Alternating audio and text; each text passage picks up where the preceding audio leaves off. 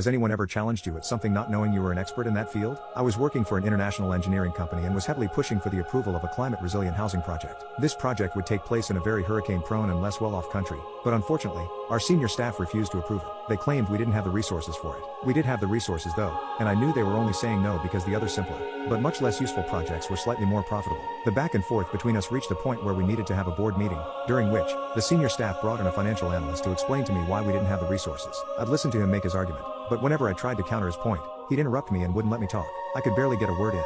At one point he whipped out a research paper and started referencing it in his arguments to back up his claims. The paper was specifically about climate-resilient projects, and he was using it to absolutely bury my claims. By the end of the meeting the senior staff were looking at me with sly grins, like I should concede, but I wasn't going to. I asked the financial analyst to refrain from interrupting me just once. "I'm not interrupting you," he said, interrupting me. The CEO asked him to let me say my piece, and the analyst apologized and told me to go ahead. I asked him if he knew the name of the author of that research paper. He said no, and I told him to look at it.